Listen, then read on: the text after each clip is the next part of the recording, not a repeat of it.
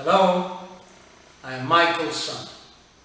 Good morning, good afternoon, or good evening. So today we go on reading letter 1. Today we read Excerpt 10. What Jesus felt when in the desert. 2.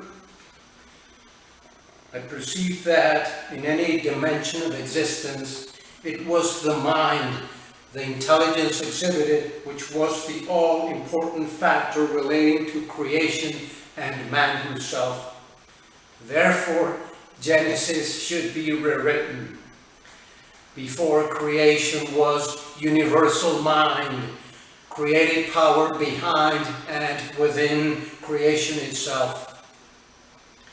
Having seen so clearly, beyond all dispute, that the creative power of universal mind was everywhere, within the infinity of the skies and active within earthly forms as well, I was inwardly directed to look around me and saw only gravel and rock. Then, suddenly, I was presented with a picture of a beautiful land in which every conceivable plant, shrub, and tree were growing. Even birds flitted in the trees, and animals grazed the grass. Watching this vision with amazement, I saw that plants and trees, every one of them, and yes, even birds and animals, in reality were composed of hundreds of communities of infinitely tiny entities, what your scientists today call cells.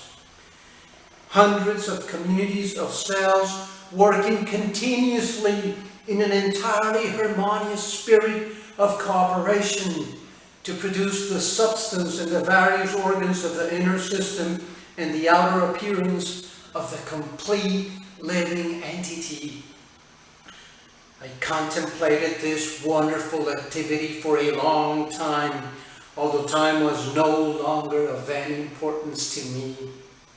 As I gazed and gazed, I thought, who would have guessed that within the outer covering of fur, feather, skin, there was such an intense activity within tiny communities of entities working together to give life, form, nutrition, healing, protection, endurance to the bodies of so many different species.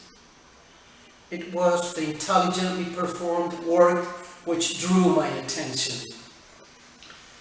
Therefore, work, I realized, was an integral part of the creative power activity from the very least entity, the cell within living systems, to the most advanced entity in the universe, man himself.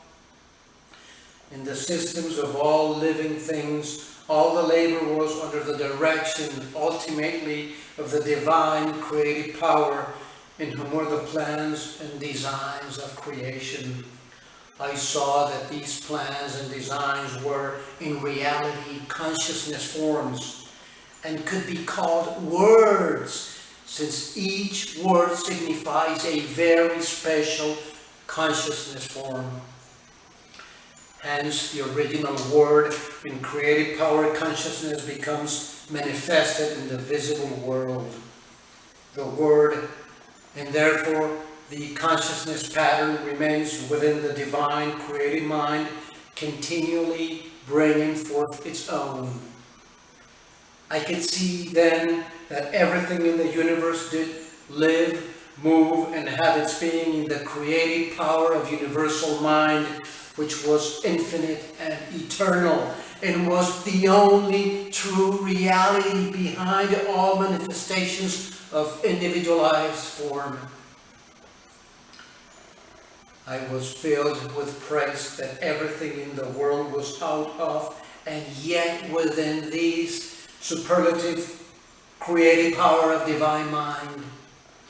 I marveled at all this secret activity forever taking place in all living things, including human bodies, and I wondered how it was that such infinitely small units worked intelligently according to specified plans to produce with no mistakes the proposed form, tree, trunk, leaf, flower, fruit, insects, birds, animals, and human bodies.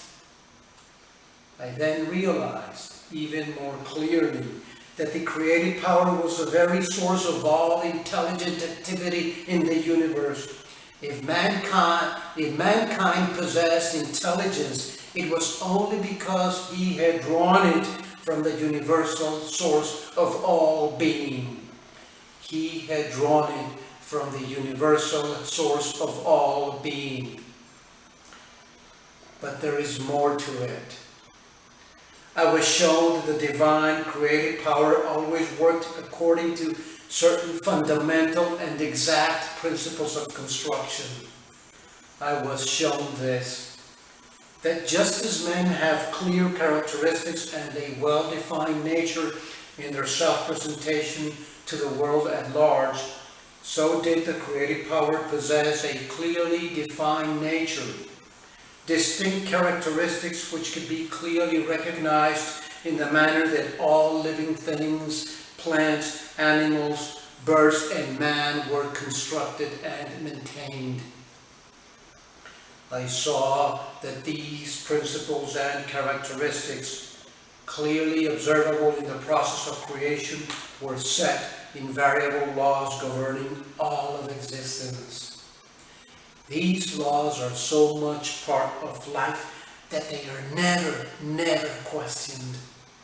They are undeviating and consistent. But there would be no such laws if there were no creative, intelligent power manifesting itself through the universe. These principles of creation, the characteristics of the creative power itself, are as follows. I'm translating them into your present tense because these principles are eternal. 1. The nature of the creative power is growth. I repeat. 1. The nature of the creative power is growth. Everything living always grows. To be continued tomorrow. Okay, the reading ends here. Thanks so much for being here today. Please subscribe to my channel by clicking on the red button. Please give me a like if you like this video, of course, and thanks so much for sharing with your friends. Okay, hope to see you tomorrow, guys and girls. Love you, truly do.